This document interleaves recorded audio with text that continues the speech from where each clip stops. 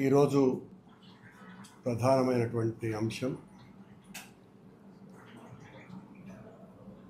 దేవదేవుని ఆలయంలో పెద్ద అపచారం, సాంప్రదాయానికి ఘోరం జరపటానికి ఓ ఉన్నతాధికారి ప్రయత్నం. ఎంత బాధాకరమైనటువంటి విషయం అంటే, తరతరాలుగా వేల సంవత్సరాలుగా వెంకటేశ్వర స్వామి ఆలయంలో నిరంతరాయంగా, నిరాటంకంగా, నిరాఘాటంగా జరుగుతున్నటువంటి వేద పారాయణాన్ని ఒక అధికారి వేదం ఏందయ్యా చదివేది, వేదం ఎవరికి అర్థమవుతుంది,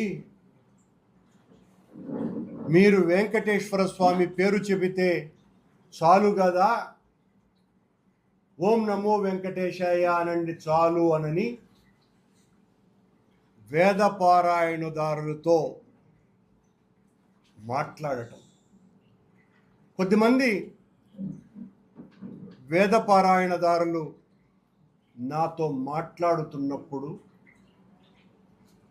భయంతో వణుకుతూ సాంప్రదాయాలకు తూట్లు పొడిచేటువంటి పరిస్థితి, కొండ మీద దాపురించే స్థితికి చేరుకున్నాం సార్.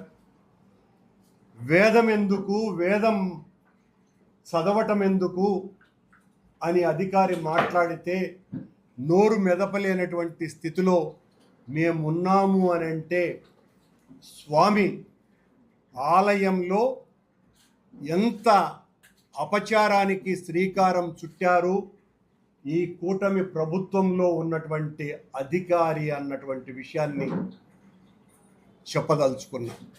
అక్కడ ఉన్నటువంటి అర్చకులు, వేద పండితులు వీళ్ళెవ్వరూ కూడా తరాలుగా మౌనంగా వాళ్ళ బాధని ఏనాడు కూడా ఎప్పుడైనా సమస్యలు వచ్చినప్పుడు వ్యక్తీకరించకుండా వేదాన్ని చదువుతూ పఠిస్తూ దేవాలయ ప్రాశస్త్యాన్ని వేనోళ్ల ప్రాభవం కలిగించటానికి కృషి చేస్తున్నటువంటి ఆ మహాపురుషులు, దివ్య ప్రభులు అయినటువంటి వేద పారాయణదారుల మీద వేదం చదవకండి, అవసరం ఏమున్నది, వేదం వద్దు మనకు, మీరు ఓం నమో వెంకటేశాయ అంటే చాలు కదా, ఎవరికి అర్థమవుతుంది వచ్చినటువంటి భక్తులకి, ఒక్కరికి కూడా అర్థం కానటువంటి వేదమేంది మీరు మాట్లాడేది చదివేది అని దబాయింపుతో అన్నటువంటి అధికారి యొక్క నిర్వాకం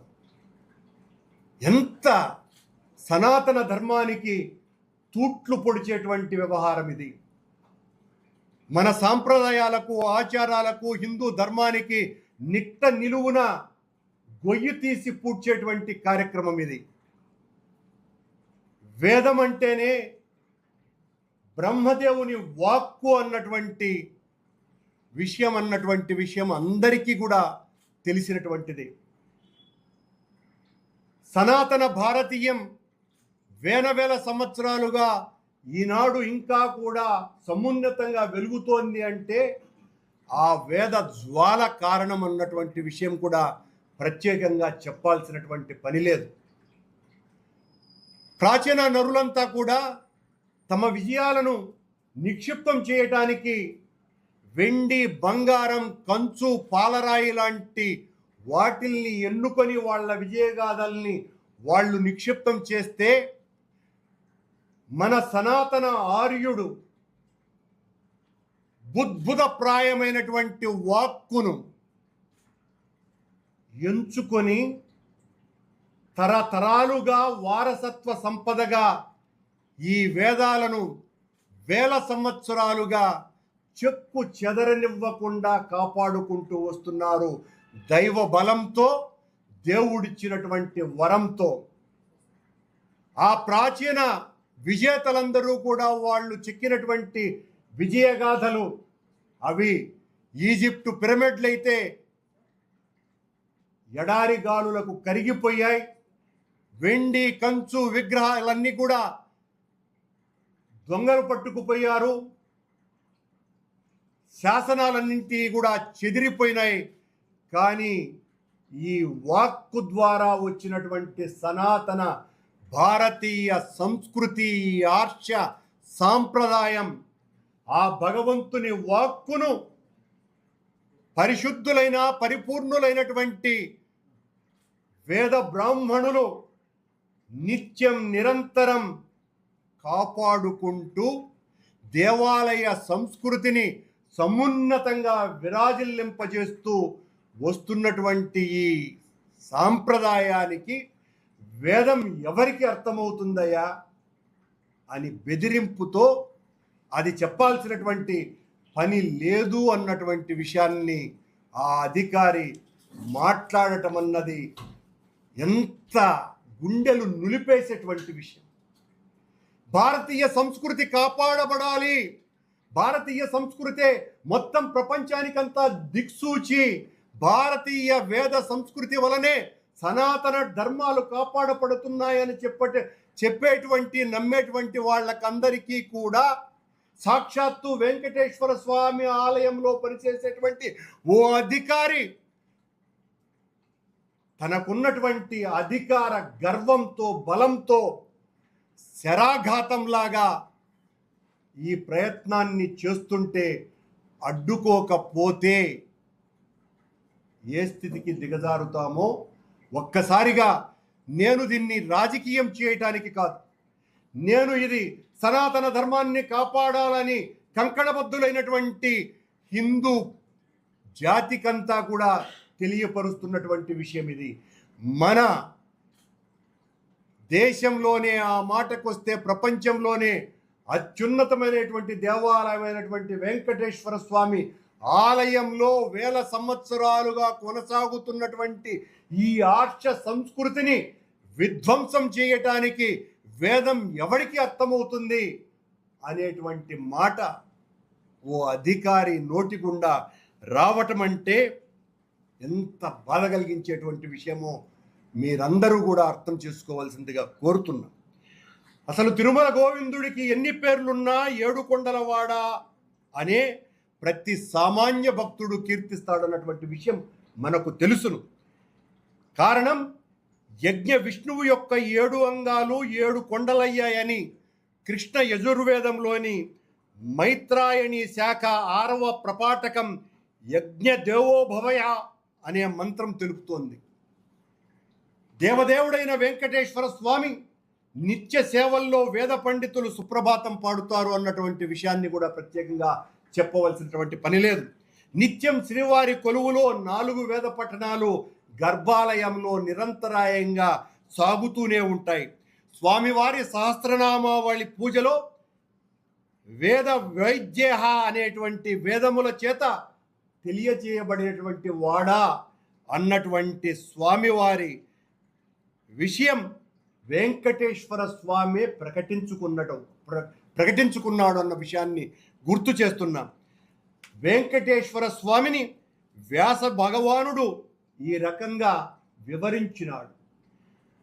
వేద వేద్యహారని స్వామివారి సహస్రనామాలలో, అంటే సహస్ర దీపాలంకరణ సేవలో గాన నివేదన వాద్య సేవ కన్నా ముందు జరిగే వేద పారాయణే స్వామివారికి ఊంజల సేవకు పరిపూర్ణత తెస్తోందని వైఖానస భగవత్ శాస్త్రం తెలుపుతున్నటువంటి విషయం కూడా వేద పండితులకే కాక పురాణ పురుషులకు, ఆచార్య దేవులకు, పీఠాధిపతులకు తెలియని విషయమేమి కాదు అన్నటువంటి విషయాన్ని ఈ సందర్భంగా గుర్తు చేస్తున్నా. కన్నుల పండుగగా జరిగేటువంటి వారోత్సవాలలో వేద మంత్రాలే వైఖానసులు, వేద శిరోమణులు చదువుతున్న విషయం కూడా ప్రత్యేకంగా చెప్పవలసినటువంటి పని లేదు. నయన మనోహరమైనటువంటి శుక్రవార అభిషేకం, వేదంలోని పంచోపనిషత్తులు, శ్రీ భూ నీళా సూక్తులు, శాంతి మంత్రాలు లేకపోతే పరిపూర్ణమయ్యేటువంటి పరిస్థితి కొండ మీద లేనే లేదు. వేదాలకు ఉన్నటువంటి ప్రాశస్త్యత ఇది. కలియుగంలో ఇప్పుడు ప్రతిరోజు తొలి సేవకు శ్రీకారం చుట్టే చతుర్ముఖ బ్రహ్మగారు. అంటే చతుర్ముఖ బ్రహ్మ తలుపులు తీయంగానే, గుడి తలుపులు తీయంగానే నిరంతరం 4 వేదాలను 4 ముఖాలతో పారాయణ చేస్తారు అన్నటువంటిది మనకందరికీ ఉన్నటువంటి నమ్మిక నిజం. అందుకే సుప్రభాత తీర్థానికి బ్రహ్మతీర్థం అన్నటువంటి పేరు కూడా ఉన్నది. తిరుమల దాన శాసనాలు చూస్తే వేదపారాయణ నిత్యం దేవాలయంలో జరగాలని, అందువల్ల నిత్యాభివృద్ధి తిరుమలకు జరుగుతుందని ఎందరో దానములు సమర్పించినారన్నటువంటి విషయం కూడా ప్రత్యేకించి గణించాల్సినటువంటి అవసరము లేదు. ఈ వేదం పదపాఠం, గ్రమపాఠం, జటాపాఠం, ఘనపాఠం ఈ 4 ప్రసిద్ధిలో ఉన్నవి అన్నటువంటి విషయాన్ని కూడా గుర్తు చేస్తూ స్వామివారి సేవలో క్రమపాఠాన్ని, ఘనపాఠాన్ని నిరంతరం పట్టిస్తూ ఉంటారు. ఇదేదో ఈ అధికారి వచ్చినప్పుడు కాకుండా వందల వేల సంవత్సరాలుగా స్వామివారు స్వయంభూగా ఈ వెంకట క్షేత్రంలో వచ్చినప్పటి నుంచి కూడా జరుపుతున్నటువంటి ఆచారం ఇస్తున్నది. వేదాధ్యాయాన్ని పెంచాలన్నటువంటి ఉద్దేశంతో 120 సంవత్సరాలుగా తిరుమల తిరుపతి దేవస్థానం వెంకటేశ్వర వేద పాఠశాలను నిర్వహిస్తున్నది. మన తిరుమల తిరుపతి దేవస్థానమే డాక్టర్ వైఎస్ రాజశేఖర రెడ్డి గారు ముఖ్యమంత్రిగా ఉన్న రోజులలో వేద విశ్వవిద్యాలయాన్ని నెలకొల్పినటువంటి సంగతి కూడా అందరికీ కూడా తెలుసును. కానీ ఈ రోజున జరపాలని అనుకున్న ఆ అధికారి నిర్వాహకం ఏంటి? సాక్షాత్తు పూర్వ ఎగ్జిక్యూటివ్ ఆఫీసర్ అయినటువంటి పివిఆర్కే ప్రసాద్ గారు తాను రాసినటువంటి నాహంకర్త అన్నటువంటి పుస్తకంలో ఎప్పుడెప్పుడు వేద పండితులకు సంభావన పెంచామో అప్పుడప్పుడు హుండీ ఆదాయం పెరిగిందని గణాంకాలతో సహా ఆ నాహంకర్త పుస్తకంలో ఆయన వివరించటం జరిగారు. వేద పారాయణ పథకం అభివృద్ధి చేయటానికి, చాలా అభివృద్ధి జరగాలని ఆనాటి ముఖ్యమంత్రి వైఎస్ జగన్మోహన్ రెడ్డి గారు వేద పారాయణ కోసమని 700 పోస్టులను సృష్టించి ఎండోమెంట్ రెవెన్యూ డిపార్ట్మెంట్ ద్వారా మంజూరు చేయటం కూడా జరిగింది. కానీ మేము ఓడిపోవటం తర్వాత ఆ పోస్టుల నియామకం ఏమైందో కూడా ఎవరికి తెలియకపోగా వెంకటేశ్వర స్వామి ఆలయంలో దాదాపు 56 మంది వేదపారాయణదారులుంటే చాలామంది రిటైర్ అయిపోవటమో లేదా చనిపోవటమో జరిగింది. దాదాపు 27కు పైగా పోస్టులు పెంచకుండా ఆ 56లోనే ఇంకా కూడా ఖాళీలు ఉన్నాయి. వాటిల్ని భర్తీ చేసేటువంటి కార్యక్రమమే ఈ ఏడాది పాటు జరగకపోవటం కూడా చాలా బాధ కలిగించే విషయం. అంతే కూడా కాకుండా అర్చామూర్తిగా తానున్నంత కాలం పూజా విరామ వేళల్లో తనకు వేదపారాయణం వినపడాలని స్వామివారు బ్రహ్మను ఆదేశించారని స్కాంద పురాణం రేవాఖండం స్పష్టంగా తెలియచేస్తున్నది. పూజా విరామ సమయాలలో ఉదయవేళ భక్తులకు దర్శనమవుతుంటే వేదపారాయణం, అలాగే స్వామి మహిమ, వేద మహిమను తెలిపే పురాణ ప్రవచనం అనాదిగా ఆనంద నిలయం విమాన వెంకటేశ్వరుని ముందు జరిగేటువంటి పారాయణం శతాబ్దాలుగా, సహస్రాబ్దాలుగా జరుగుతున్నటువంటి సాంప్రదాయం. దీనికి తిలోదకాలు ఇవ్వాలని టీటీడీ మేమొస్తే వెంకటేశ్వర ఆలయాన్ని ప్రక్షాళన చేస్తాము, ఆ పాలనంతా కూడా పరమ పవిత్రం చేస్తాము అని చెప్పినటువంటి ఈ పాలకుల పాలనలో వేద పారాయణాన్ని నిషేధించాలా అన్నటువంటి ఆలోచన ఒక అధికారికి వస్తే, ఇదేదో ముఖ్యమంత్రికి వచ్చిందని నేను అనటంలే, కానీ మీ భక్తుడైనటువంటి ఒక అధికారి మీ పేరు చెప్పుకొని అక్కడ పాలన చేస్తున్నటువంటి అధికారి మీ అనుమతి లేకుండా చేస్తాడా ఇలాంటివి అనేటువంటి అనుమానాలకు తావిచ్చే విధంగా ఈ కార్యక్రమం ఉన్నది. అంతే కూడా కాదు సుమా,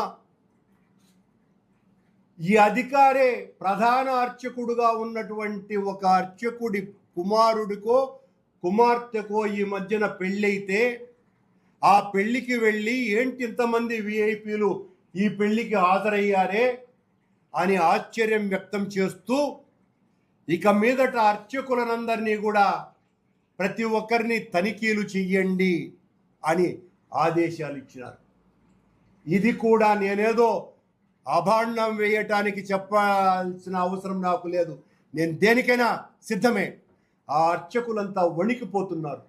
స్వామివారికి నివేదన చేసిన తర్వాత బయటికి వచ్చేటప్పుడు విజిలెన్స్ వాళ్ళు తరతరాలుగా ఆ 4 కుటుంబాల వాళ్ళు స్వామివారి సేవలోనే తరించిపోయి ఆ గుడి యొక్క వైభవాన్ని విశ్వవ్యాప్తం చేయటంలో సగభాగమైనటువంటి అర్చక స్వాముల యొక్క దుస్థితి ఈ రోజున చిన్న పోలీసు అధికారుల చేతులతో తడమబడుతూ వాళ్ళు బయటికి తీసుకొని వచ్చే స్వామివారి ఆ కుంకుమో లేకపోతే పసుపో ఆ చిన్న తులసి దళమో దానికోసమని వీళ్లను ఎయిర్పోర్టులలో ప్రయాణికుల్ని చెక్ చేసినట్టుగా చెక్ చేస్తూ ఉండటం పట్ల బిడియపడుతూ బాధపడుతూ ఆవేదన చెందుతూ ఆ వేదనాపూరితమైనటువంటి వాళ్ళందరూ కూడా ఈ రకంగా మూగరోదన చేస్తుంటే